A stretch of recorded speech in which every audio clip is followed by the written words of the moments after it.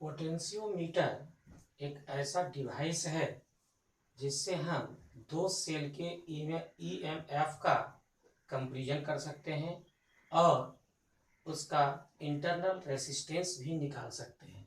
तो दो एप्लीकेशन हो गया पोटेंशियोमीटर का।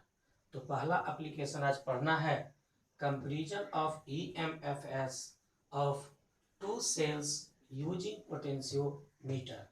यहाँ पर ए बी पोटेंशियोमीटर का वायर है जिसका लेंथ 10 मीटर होता है और ये तार मैग्नीन का होता है। इसमें ड्राइविंग सेल लगा हुआ है, आमीटर लगा हुआ है, रियोस्टेट लगा हुआ है और एक प्लग की लगा हुआ है। जिस दो सेल का हमको कंपैरिजन करना है उसका ईएमएफ E1 है और E2 है। इस दोनों को कनेक्ट कर दिया गया है टू वे की से। याद रहे इसमें यहाँ पॉजिटिव लगा हुआ है तो ईएमएफ वाला जिसका सेल का निकालना है उसका भी पॉजिटिव इससे जोड़ना पड़ेगा ए पॉइंट से, दूसरे का भी वही पॉजिटिव पार्ट जोड़ना पड़ेगा। अब इसको इससे जोड़ दिए हैं और इससे जोड़ दिए हैं, इसे गैल्वेनोमीटर जोड़ दिए हैं और इसे जॉकी जोड़ दिए हैं।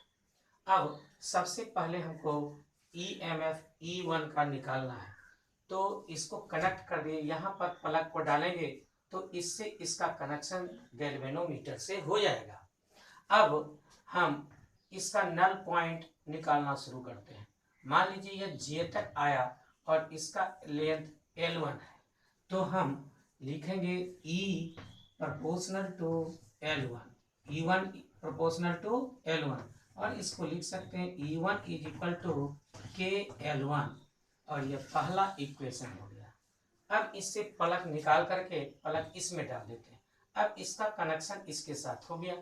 फिर हम इसका null point no deflection galvanometer में प्राप्त करते हैं। यह मान लीजिए कि जे डैश पर है तो इस हालत में E2 प्रोपोर्शनल टू L2 और E2 is equal to KL2, दूसरा इक्वेशन हो गया। अब E1 by E2 is equal to KL1 by KL2, K cancel हो गया। E1 by E2 is equal to L1 by L2। इस तरह से हम दो सेल का कंपैरिजन कर सकते हैं। अगर हमको एक सेल का ईएमएफ निकालना है, मान लीजिए E2 का निकालना है तो E1 को मालूम होना जरूरी है।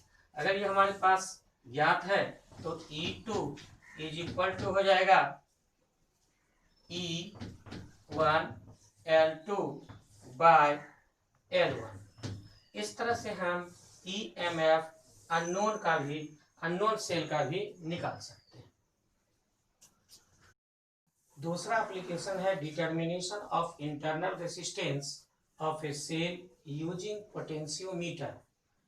किसी भी सेल का हम ईएमएफ निकालने के लिए उसका अरेंजमेंट इस प्रकार करेंगे जैसा कि फिगर में दिखाया गया है।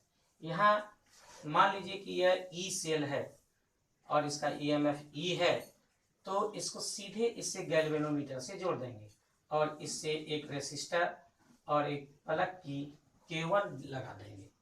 इस अरेंजमेंट में सबसे पहले इसको K1 को ओपन रखेंगे और K को क्लोज कर देंगे। जॉकी को इस वायर पर मूव करा करके एक नो डिफ्लेक्शन वाला पॉइंट खोजेंगे, यानी नल पॉइंट खोजेंगे। मान लीजिए यह L1 है तो E proportional to L1, E is equal to KL1 हुआ। इसके बाद हम की को इसमें क्लोज कर देंगे और इससे कुछ रेसिस्टेंस कुछ प्लग निकाल करके इसमें रेसिस्टेंस डालेंगे। अब इस हालत में हम फिर नल पॉइंट इसमें प्राप्त करेंगे। मान लीजिए यह जे डैश पर है तो क्योंकि इससे इलेक्ट्रिक करंट कंज्यूम हो रहा है इसलिए हम E के बदले में V लिखेंगे तो V is equal to KL2 हो जाएगा और ये दूसरा नंबर इक्वेशन हो गया। अब हम लोग E बाय V निकालेंगे तो KL1 by KL2, K cancel हो गया। E by V is equal to L1 by L2। यह तीसरा मान लीजिए हो गया। Internal resistance R is equal to होता है E/V-1 इंटू R।